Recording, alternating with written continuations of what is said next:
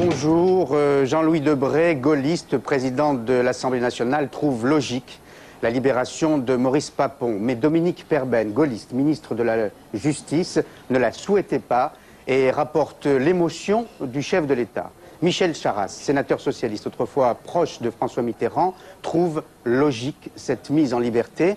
Mais François Hollande, premier secrétaire du Parti socialiste, exprime, lui, sa colère.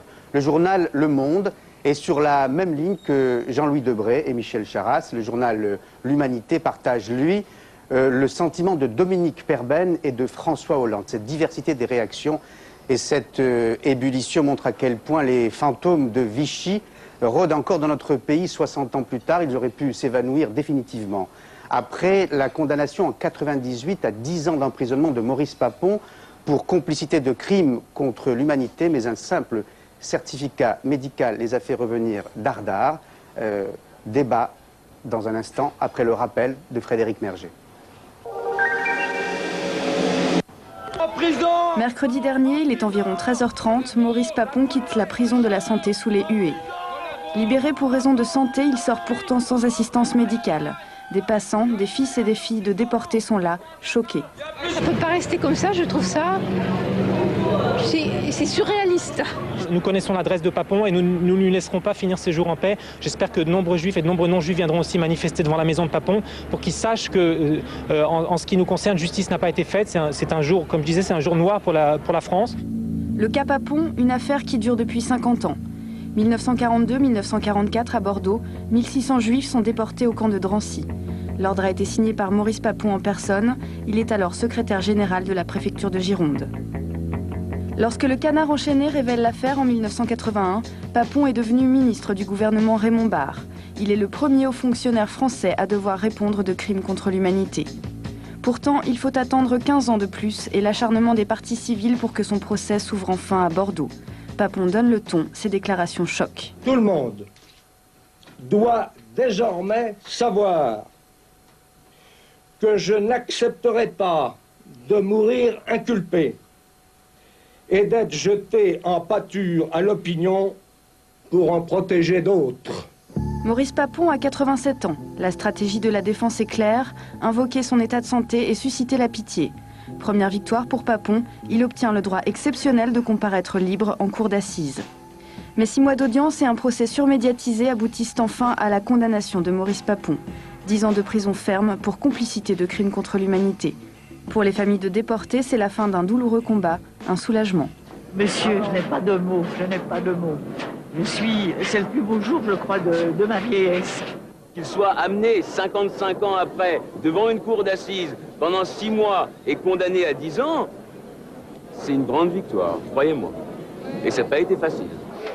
Mais la défense n'a pas dit son dernier mot. Pour Maître Varro, l'un des avocats de Maurice Papon, le combat continue. Ces avocats ont un devoir devant la Cour de cassation, devant la Cour européenne, devant l'opinion, afin qu'il soit clair que la justice devra être un jour rendue à Maurice Papon, qui y a droit.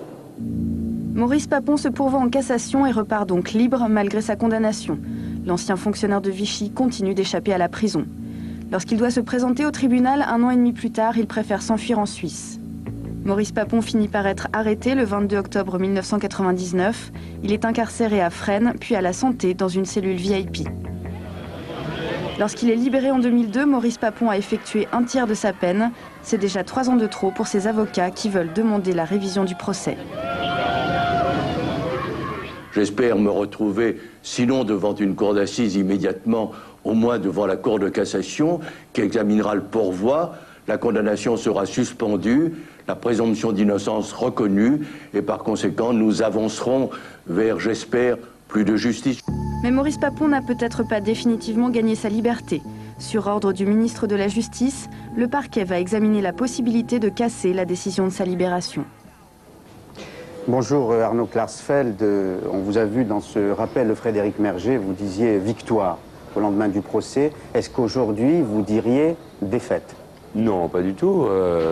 Il y a 2 sentiments qui m'habitent après la libération de Maurice Papon. C'est dégoûtant pour les familles des victimes. Et c'est dégoûtant aussi pour tous ces prisonniers qui sont autrement plus malades que Maurice Papon et qui, eux, ne sont pas libérés. On parlait de quelqu'un qui était grabataire, si je ne me trompe pas, c'est quelqu'un qui ne peut pas quitter son grabat, c'est-à-dire qui ne peut pas quitter son lit. Or, on l'a vu sortir de la prison, marchant normalement, un tout petit peu vieilli depuis le procès, mais normal. Mais sinon, si on voit les choses de haut, ce n'est qu'une péripétie d'après-procès, c'est-à-dire il a été libéré après 3 ans, mais il a été libéré après avoir été condamné par le jury populaire qui représente, lui, la France à 10 ans de prison, une peine qu'on avait été les seuls à demander, c'est 10 ans. Il y avait la défense qui plaidait pour l'acquittement, tous les autres avocats des parties civiles qui plaidaient pour la perpétuité. Nous, on a obtenu qu'il soit condamné à 10 ans de prison. Voilà. Nous allons... avant de poursuivre, et donc, Francis, ce qui restera, c'est finalement qu'un jury populaire, c'est-à-dire le peuple, l'a condamné à 10 ans de prison, et que des magistrats professionnels qui, finalement, en regardant Maurice Papon, se sont reconnus un peu en lui, reconnus le même itinéraire, et se sont dit c'est pas normal qu'un ancien ministre, qu'un ancien préfet de police puisse mourir en prison et la libérer. C'est ce qui a déclenché la fureur rapportée du président de la République, un pourvoi du ministère de la Justice. Donc ça va de ce côté-là. Un mot, Francis Vivian, bonjour. Vous êtes l'un des 2 avocats de Maurice Papon avec Maître Varro. Les téléspectateurs vous connaissent bien, on vous voit souvent. Vous étiez d'ailleurs à la prison de la Santé lorsqu'il est sorti. Vous-même, vous n'y croyez pas auparavant. Or, aujourd'hui, il est libre. C'est quoi? C'est le miracle? J'y croyais peu, mais j'y croyais plus que Maurice Papon, qui était beaucoup plus pessimiste que ses avocats. Mais j'y croyais car j'espérais en l'indépendance de la justice, qui devait appliquer un texte nouveau sur les suspensions de peine, inséré dans la loi sur les droits des malades. Et j'espérais en l'indépendance des juges qui, effectivement, indépendamment du pouvoir politique qui voulait manifestement le maintien en détention, ont appliqué la loi à Maurice Papon comme à n'importe quel citoyen. Et j'espère que cette jurisprudence Papon profitera dans les mois et les années à venir à un certain nombre de détenus qui n'ont plus rien à faire dans les prisons. Voilà, nous allons revenir sur cette libération et sur ses conséquences avec 2 autres invités. Claude Cabane, éditorialiste à l'Humanité, que j'ai cité tout à l'heure. Maurice Safran, directeur de la rédaction de Marianne. Vous interviendrez dans un instant après ce commentaire de Laetitia Allemand sur la presse, précisément. Nous-mêmes, on a été surpris par la diversité des réactions dans la presse. Vous avez réagi de façon différente, les uns et les autres. Vous allez nous dire pourquoi, tous les 2 dans un instant, mais écoutons d'abord Laetitia Allemand. Scandale ou décision de justice acceptable? Nos journaux sont divisés sur la libération de Papon. Le Midi Libre s'indigne de cette liberté sur ordonnance. L'Est républicain parle d'insultes à la mémoire et à la morale. Libération et la Voix du Nord posent la question. Et les autres? Les malades du sida, les cancéreux, les vieillards. Mais pour Le Monde, la question n'est pas là. Le journal comprend l'émotion des familles de victimes, mais à la question « Fallait-il libérer Papon ?», le quotidien répond oui. Oui, il fallait le libérer et la Cour d'appel de Paris a eu raison. Pour le motif impérieux, nous explique le journal, qu'elle fait respecter l'état de droit. Toute autre décision n'aurait pu se fonder que sur des choix politiques, idéologiques ou émotionnels. L'humanité de la loi doit bénéficier à tous, même à Maurice Papon. Même son de cloche au Figaro, pour qui morale et justice sont 2 choses différentes. Un point de vue que ne partage pas du tout l'humanité. Pour le journal, aucune argutie juridique ou intellectuelle ne peut étouffer les gémissements de la mémoire. L'affaire Papon, c'est la chaîne du mal qui n'en finit pas, écrit Claude Cabane. Avant de conclure, j'ai plus de souvenirs que si j'avais 1000 ans, écrivait Baudelaire, nous aussi. Alors Claude Cabane, comment expliquer ces divergences entre éditorialistes? Est-ce que vous-même, vous avez été surpris quand vous avez lu Le Monde ou Le Figaro? Oui, j'ai été surpris parce que je pensais que le journal Le Monde, qui a beaucoup informé sur l'affaire Papon avant, pendant et après le procès, aurait une position plus claire. Moi, je dois dire que je suis extrêmement choqué de cette décision. Et je vois bien tout le trouble qu'elle crée, d'ailleurs. On a parlé de trouble à l'ordre public. Il est là, le trouble à l'ordre public. Et ce qui devient maintenant une affaire de gouvernement, si je puis dire. Mais je crois que 2 principes, au fond, sont opposés. Il y a le principe d'humanité. Et je crois que Maurice Papon, qui est tout de même ce que Arendt appelait un criminel de bureau, un assassin des registres. Je crois que Maurice Papon a bénéficié de tous les instruments que le droit et l'esprit du droit lui ont donnés pour se défendre. Et par ailleurs, il y a cette douleur des victimes. Alors moi, je crois que j'ai entendu Robert Badinter dire le principe d'humanité doit dépasser le crime. Théoriquement, c'est très séduisant, mais on voit bien que pratiquement, ça ne marche pas. Et je crois qu'en dépassant le crime, on dépasse la douleur du crime. Et moi, il me semble que cette douleur-là de la Shoah, elle me paraît indépassable, absolument indépassable. Maurice Safran, Marianne va en parler dans quelques jours. Vous allez écrire quoi? Nous, grosso modo, on pense comme l'éditorial du Monde que vous avez cité. Le droit est aujourd'hui ce qu'il est, et donc la libération de Maurice Papon en tant que tel ne se discute pas. On va avoir la suite des événements judiciaires. Maintenant, moi et mon journal, en tout cas moi, on se retrouve dans une position un peu particulière parce que j'ai écrit à l'époque que j'étais hostile au procès de Maurice Papon. Donc la conclusion aujourd'hui, dans le fond, m'importe peu. J'étais hostile au procès de Maurice Papon parce que je suis absolument convaincu que la procédure judiciaire, le cirque judiciaire et ce qui s'est passé lors du procès va contre l'histoire et va contre le travail de mémoire. Je crois que le procès de Maurice Papon, et on en a la preuve encore aujourd'hui, a été totalement contre-productif. Et quand vous parliez tout à l'heure, Paul Amar, d'étouffement de la mémoire, le procès de Maurice Papon, à sa manière, a contribué à l'étouffement de la mémoire. Au cours du procès de Bordeaux, on a parlé de tout et de n'importe quoi. Et je crois effectivement que ce procès a été entièrement contre-productif.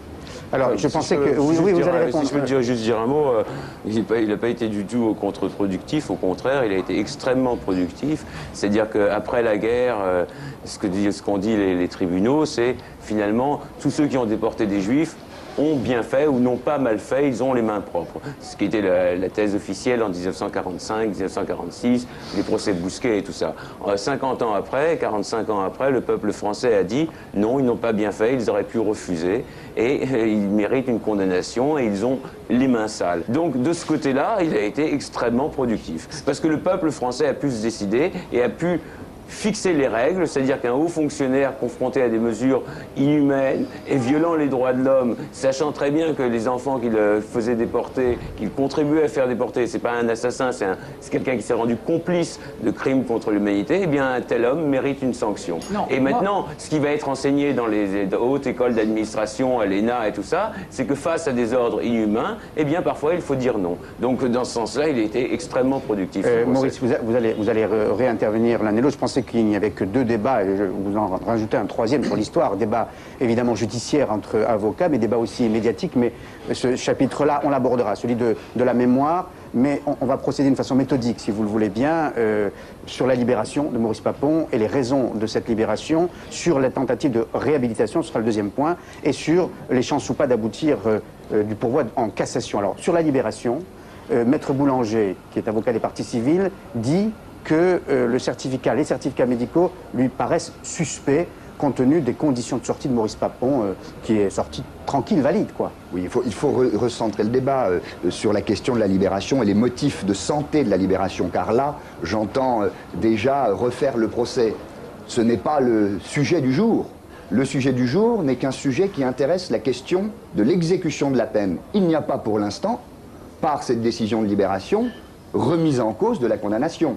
Concernant la libération et les motifs de la libération. Oui, sauf que Maître Varro souhaite refaire le procès. Oui, moi aussi, on en parlera. Soyons pas naïfs. Voilà, moi aussi, en sa compagnie. Mais ce n'est pas sujet du jour, ni des semaines, ni même des mois qui viennent. Nous avons désormais beaucoup plus de temps devant nous. La libération qui a été prononcée par le juge d'application des peines, elle l'a été dans la stricte application de la loi nouvelle sur les suspensions de peine, je l'ai dit tout à l'heure, et au regard de 2 rapports d'expertise médicale élaborés par 2 collèges d'experts constitués au total de 4 experts parmi les plus grands, que nous n'avons pas payés, que nous n'avons pas désignés. Ils ont été désignés par la justice de manière impartiale et qui, impartialement, à l'unanimité, ont constaté qu'il était atteint de pathologies cardiovasculaires lourdes en évolution rapide, engageant le pronostic vital. Alors on a vu une image À la sortie de la santé, on le voit faire 3 pas, un peu courbé, pour entrer dans la voiture de son avocat. Et depuis, certains prétendent, s'érigeant en médecins, que ces experts auraient manipulé leur expertise. C'est scandaleux. Ces experts, une fois de plus, sont parmi les plus grands et eux-mêmes se sont expliqués a posteriori pour dire que ces images ne sont absolument pas contradictoires avec les constats médicaux. Si je peux me permettre, je rappelle, permettez-moi de dire, je rappelle, il y a un mois et demi, il y a un mois et demi, Maurice Papon était hospitalisé à Cochin. J'allais lui rendre visite. Il avait perdu 20% de son sang suite à une hémorragie interne. 1 litre de sang perdu à 92 ans. Je l'ai vu la dernière fois à l'hôpital, j'ai cru que c'était la dernière fois que je le voyais. C'est quand même important. Comme d'habitude. Pardon Maurice, mais cette image, moi, elle me paraît tout à fait éloquente. Nous avons refusé... Attendez, pardon, tout à fait éloquente. Et vous savez ce qu'elle m'a rappelé? Elle m'a rappelé l'image d'un fameux dictateur qui s'appelle Pinochet, qui, lorsqu'il est rentré dans son pays à Santiago, a esquissé un petit pas de danse sur le tarmac de l'aéroport. Confusion des genres. Nous avons décidé, nous avons refusé la sortie par la petite porte. Nous avons refusé la sortie qui nous fut proposée par la petite porte. Si je peux me permettre une seconde, un expert... Nous avons choisi de faire sortir par la grande porte, un expert médical, faire quelques pas qu'on lui reproche. Un expert médical qui examine quelqu'un de 92 ans est contraint d'engager son pronostic vital parce que il se dit, s'il meurt dans 1 mois, j'aurai l'air ridicule. Donc je suis obligé de faire des... Si on avait choisi l'ambulance, on nous aurait accusé de manipuler l'opinion. Il est sorti, il a fait 3 pas. Il n'a pas choisi l'ambulance. Il n'a pas choisi l'ambulance, comme quand il avait été libéré en 97, il a décidé d'aller au restaurant le soir même et de fumer des cigarettes, parce qu'il est fier comme un pan et il veut dire aux gens, en gros, je vous emmerde, je suis libéré parce que je suis libéré, et voilà. Sinon, il y a 1 millier, je crois, de détenus en France qui ont le sida, donc ceux qui vont mourir, beaucoup en tous les cas. Eh bien, je vous invite, comme moi-même, à prendre en main les dossiers judiciaires de certains d'entre eux. Donnons l'exemple à nos confrères. Beaucoup de gens qui ont le cancer et qui ne sont pas libérés. Au-delà de la libération de Maurice Papon, maître où j'ai donné mon avis, il n'empêche que vous avez choisi avec votre client, depuis le début de cette affaire, le choix de l'arrogance. Vous avez choisi le choix de l'arrogance et vous auriez parfaitement pu choisir une sortie discrète que vous n'avez pas choisie, comme lors du procès de Bordeaux. Et sur ce point-là, Arnaud Klarsfeld a parfaitement raison. Maurice Papon, depuis cette affaire, n'a cessé de pratiquer la politique de l'arrogance et ses conseils de la même façon. Et ça, c'est tout à fait clair. Et c'est d'autant plus clair que d'ores et déjà, vous êtes suffisamment malin pour ne pas en parler aujourd'hui, mais d'ores et déjà, ce qui vous intéresse, c'est le débat sur le fond. C'est le débat sur le fond, puisqu'hier, Maître Varro a immédiatement précisé qu'il souhaitait un autre procès. Donc c'est tout à fait clair. Oui, il fallait libérer Maurice Papon parce que la loi est ce qu'elle est. Il n'empêche que son comportement et que votre comportement, le comportement de sa défense, depuis le début de cette affaire, est insupportable. Alors, je peux dire, c'est tout à fait clair, ça aussi. Un mot très court. Quand je vois les images de sa sortie de prison hier, les quelques pas accomplis... Il était simple qu'il n'y ait pas d'image. Il était très simple. Mais il fallait demander aux télévisions de ne pas venir. Non, vous auriez pu vous organiser très bien. Je n'ai vu nulle arrogance dans l'attitude de Maurice Papon. Il est resté silencieux, il n'a pas jeté un regard, il n'a pas dit un mot. Quelle arrogance de la part de Maurice Papon depuis hier? Quelle arrogance? Il n'a pas dit un mot. Avant d'aborder les problèmes de fond, on va rester sur la libération. Mais alors pour le coup, cette libération de Maurice Papon pourrait avoir un mérite. Les prisons seraient moins surpeuplées là. Parce qu'il y a encore plus grabataire et plus impotent. C'est parler Stéphane. En tout cas, l'espoir pour de nombreux détenus gravement malades, évidemment. C'est la loi de 2002 de Bernard Kouchner sur le droit des malades qui permet aux détenus notamment atteints de pathologies mettant leur jour en danger ou incompatibles avec la détention d'être remis en liberté. Alors aucun recensement n'existe vraiment et ne permet de chiffrer le nombre de détenus atteints de longues maladies, mais on sait en revanche qu'il y a à peu près 1760 prisonniers de plus de 60 ans qui ne sont pas tous évidemment grabataires. Il y a une trentaine de plus de 80 et puis il y en a 3 de 90 ans. Un autre chiffre, cette fois-ci jugé plus aléatoire par l'administration pénitentiaire circule. On parle de 137 personnes mourant chaque année en détention. De son côté, on l'a dit un petit peu tout à l'heure, ACT UP, l'association, rappelait mercredi dernier qu'au moins 1000 détenus malades du sida devraient eux aussi, à cause de la lourdeur du traitement, bénéficier d'une remise en liberté. L'association considère que par l'inaction des juges ou par le refus de Jacques Chirac d'octroyer des grâces médicales, la France se rend coupable chaque jour de morts supplémentaires. C'est ainsi que ce jeune homme, par exemple, on ne dira pas son prénom aujourd'hui, 31 ans, emprisonné à Fresnes, atteint d'une grave maladie pulmonaire, est mort il y a quelques jours suite à des manques de soins. Alors, est-ce qu'on peut imaginer notre libération, là, après celle de Papon? Moi, je trouve qu'il y a une grande hypocrisie à nous dire aujourd'hui que la libération de Papon va permettre d'humaniser un peu les conditions dans lesquelles la population carcérale en France vit ces derniers jours. Je me permets de rappeler qu'il y a 100 morts par an dans les prisons françaises, de gens qui meurent de maladies ou qui arrivent au terme de leur vie. Et je suis quand même étonné que cette question et l'application de cette loi, elle fasse surgir sur le devant de la scène à partir de Maurice Papon. Je suis étonné. Moi, j'y vois, pardonnez-moi, mais justice de caste et justice de classe. Au fond, c'était un homme très puissant, un notable ministre, député, PDG, qui a exercé des fonctions terrible pendant la 4e et la 5e République, préfet de police. Et donc, il y a une sorte de connivence entre la justice et cet homme. Mais je n'ai pas entendu, avant l'affaire Papon, que l'on explique à la population française que l'on meurt dans la détresse dans les prisons. Pardonnez-moi, mais on dit la justice. On dit la justice. C'est un mot un peu vague au fond, mais la cour d'appel. Non, oui, non, j'ai bien compris. Mais non, vous qui êtes entré avec Maître Varro pour avoir cette décision, qui sont les hommes et les femmes, il y a peut-être des femmes qui ont pris cette décision.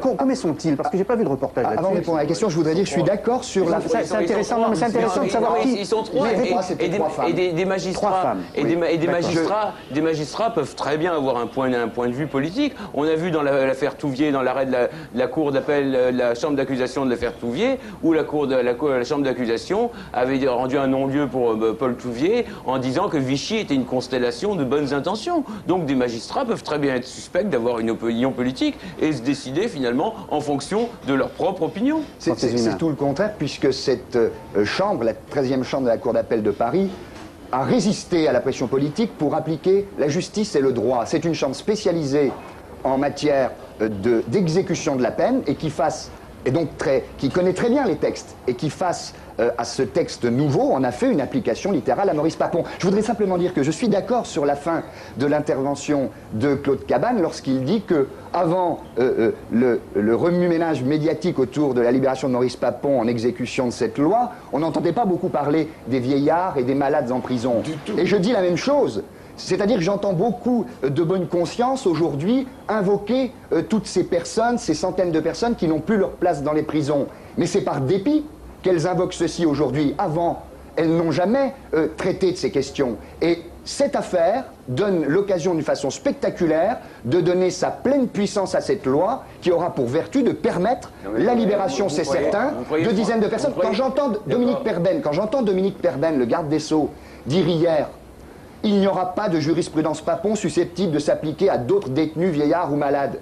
Je suis stupéfait. C'est une déclaration hallucinante. C'est l'exécutif qui tente de circonscrire l'autorité judiciaire indépendante pour lui dire: ne développez pas cette jurisprudence, alors que la loi vient d'être votée. C'est une double insulte à la justice et au Parlement qui a voté cette loi. Vous ne croyez quand même pas que la loi va être appliquée à tous ceux qui sont octogénaires? Parce que quelqu'un de... Bien sûr que si, dans l'absurde, on pourrait dire, c'est un proche parent des victimes qui a 80 ans, eh bien il va gratter sa main à Villiers, il va tuer Maurice Papon, la police arrive, il sort sa carte d'identité. Ah non, je suis né en 1920, j'ai 82 ans, je ne peux pas aller en prison. La mafia va engager finalement pour faire ses coups des gens de 80 ans et il y aura des gangs d'octogénaires qui seront libres. Donc c'est pas une jurisprudence qui peut être appliquée. On va pas libérer demain un millier de personnes qui ont le sida. Ça, j'y crois pas une seconde. D'accord que la loi prévoit, comme d'autres pays, une date limite pour purger une peine. 80 ans me semblerait une limite nécessaire. Mais la loi exige plus, elle exige des expertises médicales. C'est une décision qui est une décision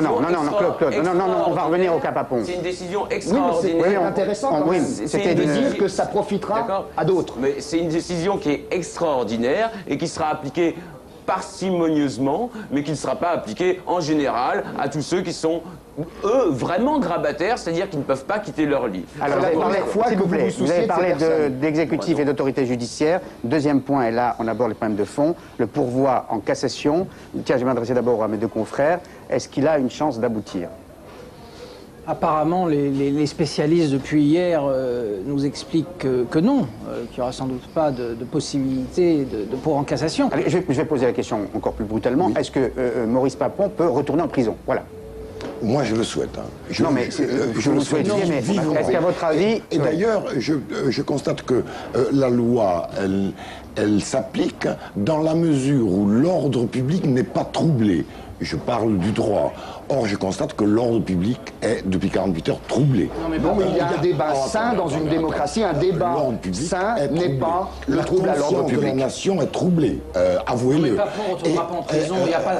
Et il y a du trouble dans la rue. Vous n'y croyez pas du tout. Ce pourvoi n'a aucune chance d'aboutir. Et je pense que ce trouble va continuer. Alors, je suis sur le pourvoi. Il a peu de chances d'aboutir, à mon avis.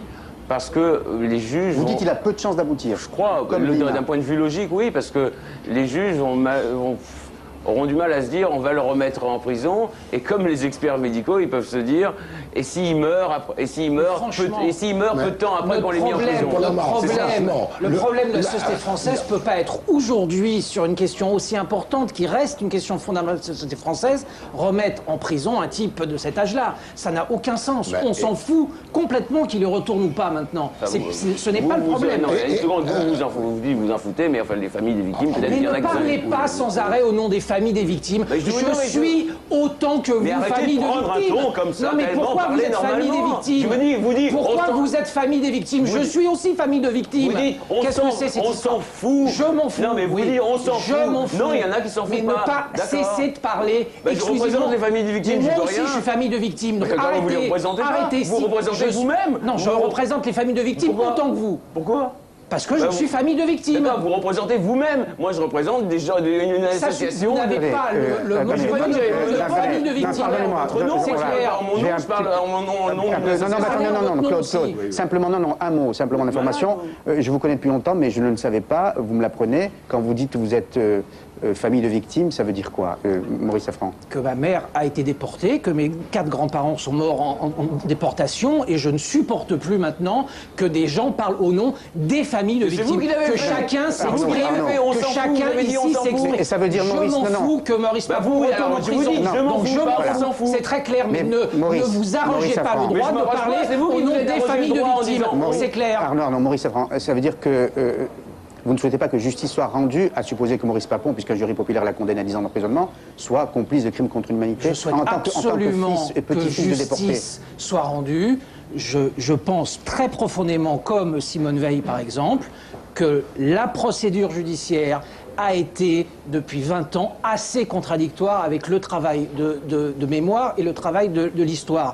Si on reprend le procès Papon, je prétends, moi, je peux me tromper, c'est mon analyse de la situation, je ne suis pas seul. Claude Lanzmann pense comme moi, ou je pense comme Claude Lanzmann. Simone Veil pense comme moi, ou je pense comme Simone Veil, que sur le plan du travail de mémoire, le procès Papon n'a pas été bénéfique. Voilà, moi, ce qui m'importe. Claude Cabanamo et ensuite Francis Vieux. Oui, moi, je pense qu'il faut mettre un terme tout de même à la racine du scandale. Cet homme condamné pour complicité de crimes contre l'humanité, est libre, c'est ça qui est choquant, il est libre d'aller et de venir, il est libre de ses actes, de ses gestes, c'est ça qui est choquant, cette liberté est insupportable. Alors moi je ne suis pas un fanat de la répression, mais je pense qu'on pourrait créer les conditions pour que Maurice Papon soit dans un établissement carcéral mais médical, mais qu'il ne soit pas libre. Ça n'existe pas. Cette liberté, elle est choquante devant l'histoire.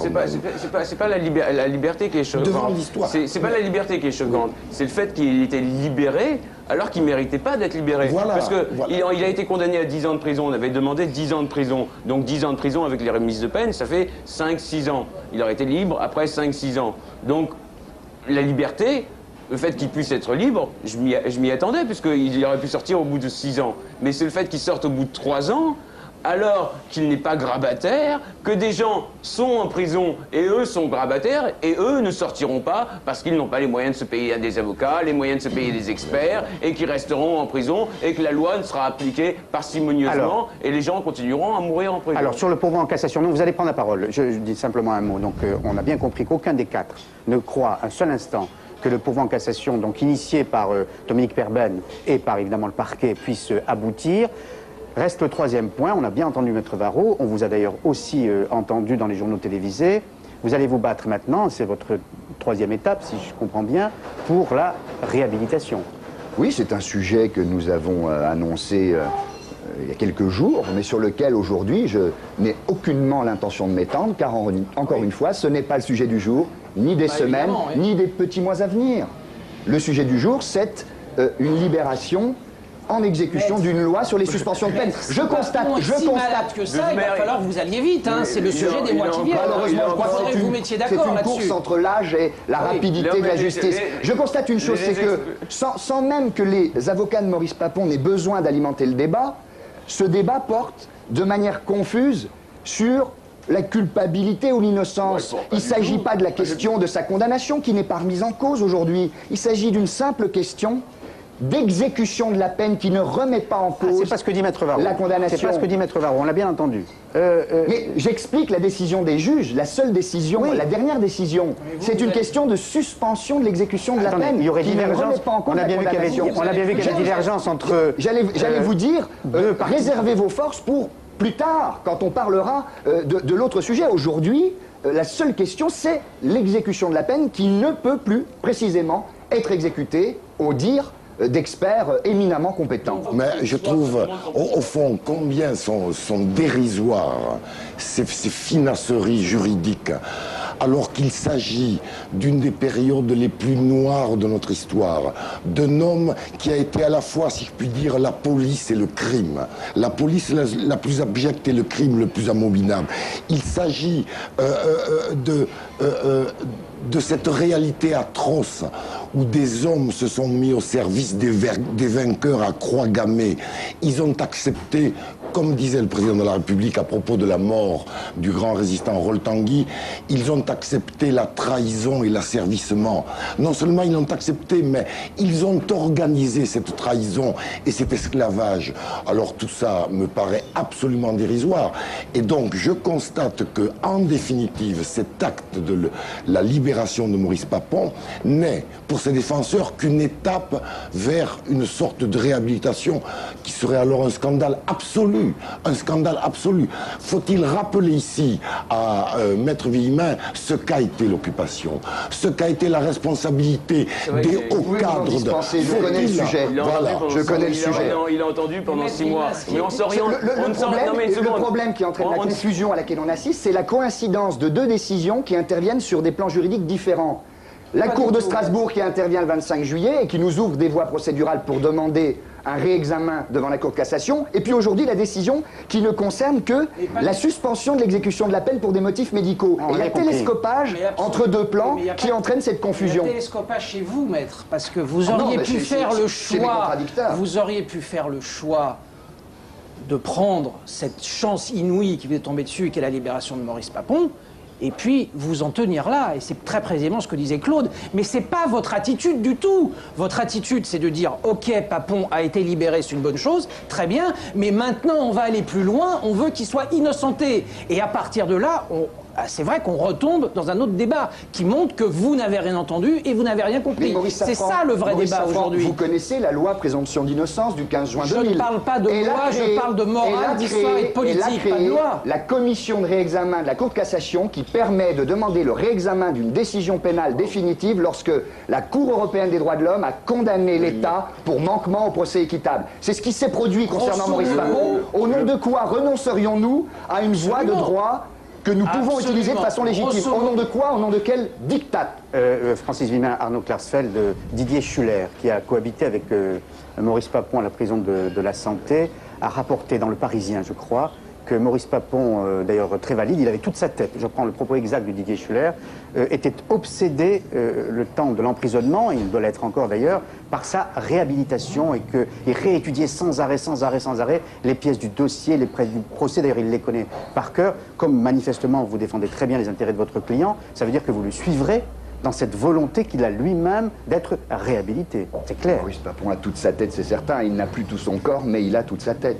Et évidemment, ses avocats l'accompagneront dans les démarches futures. C'est une évidence. Donc il continuera ce combat-là jusqu'à son terme, jusqu'au dernier souffle.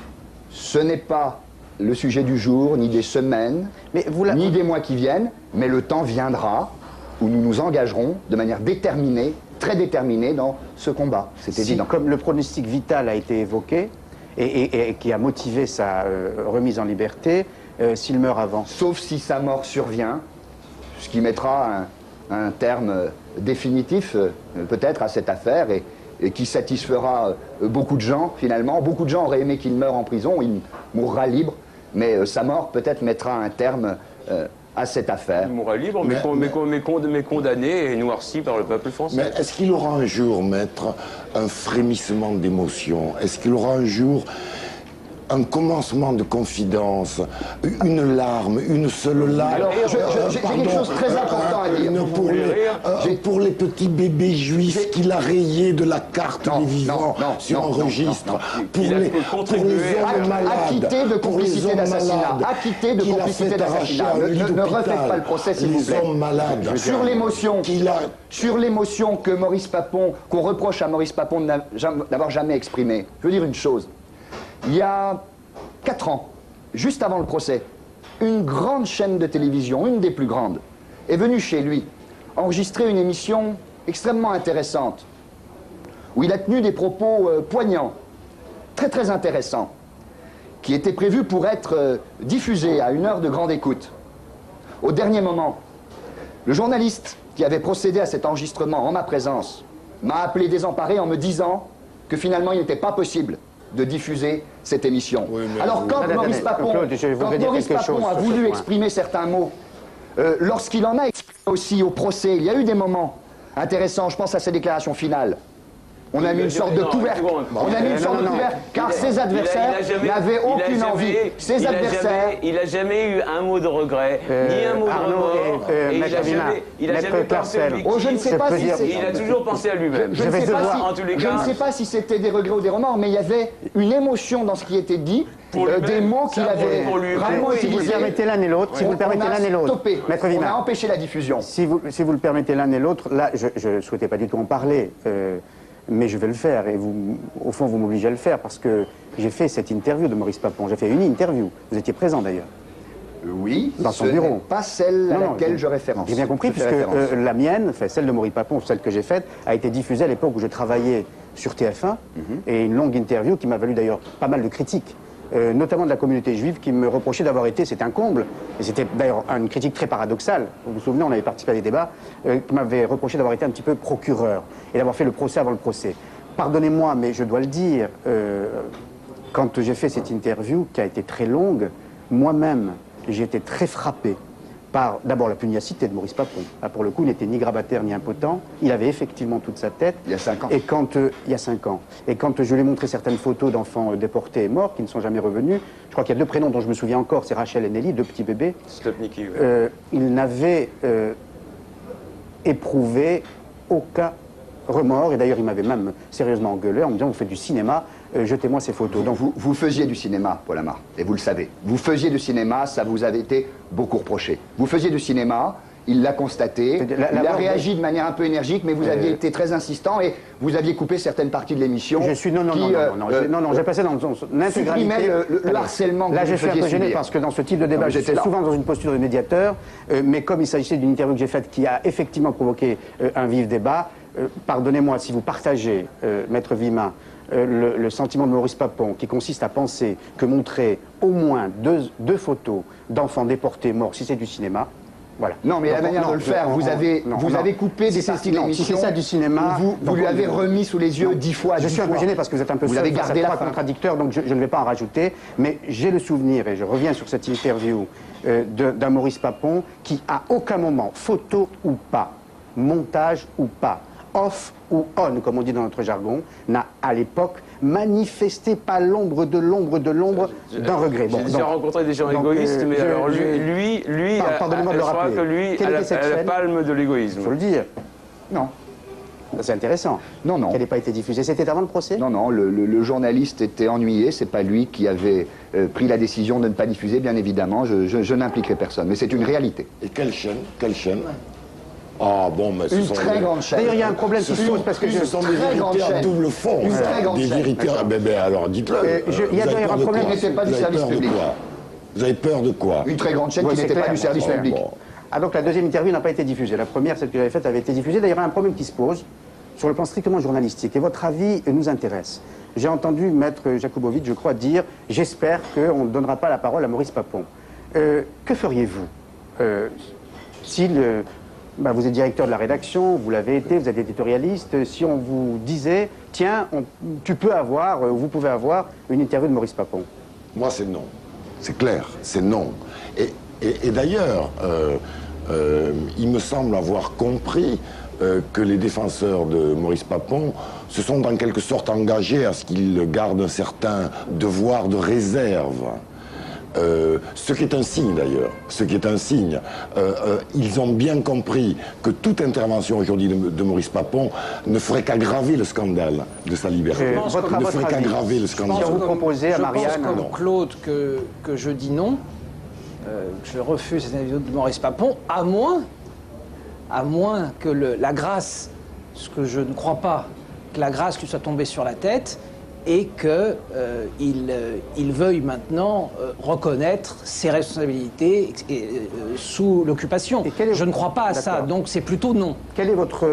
évidemment, c'est sa volonté à lui de parler ou pas, mais votre souhait vous-même, votre avis, est-ce que vous souhaiteriez qu'un jour il s'exprime sur une chaîne de télé ou dans un journal de presse écrite? Quel est votre avis? Nous n'avons aucun souhait. En qualité d'avocat de Maurice Papon, nous n'avons aucun ordre à lui donner. Son intention est... de ne pas s'exprimer. Il va faire la il ne s'est pas exprimé, il ne s'exprimera pas dans les jours ni dans les semaines qui viennent. Il est silencieux, on parle d'arrogance, il est silencieux. On va le voir, il va faire la couverture de Santé Magazine bientôt. Allez, ce sera l'avant-dernier mot, pas le dernier, parce que je voudrais justement donner une info sur un livre qui c'est une coïncidence, hein, un télescopage, comme vous diriez, Maître Villemain, sur un livre qui vient de sortir, Lettres de Drancy, en été 42, Paris, Drancy, Auschwitz, publié par la maison d'édition Le Taillandier. Ce sont des lettres d'hommes, de femmes, de jeunes qui se sont retrouvés à Drancy sans savoir ce qu'ils et ce qu'elles allaient devenir et qui écrivaient à leurs proches. Un livre très émouvant. D'ailleurs, il y aura une lecture publique qui avait été décidée bien avant, la mise en liberté de Maurice Papon, le 29 septembre à Paris, en présence de Bertrand Delanoë, de Simone Veil et de nombreux comédiens, connus ou pas, qui viendront lire ces lettres de Drancy. Voilà, deuxième chapitre sera beaucoup plus bref, en tout cas merci pour la participation à ce débat, beaucoup plus bref que le débat consacré à Maurice Papon, c'est sur l'actu, sur les sans-papiers, on les appelle les sans-papiers, on ne retient d'eux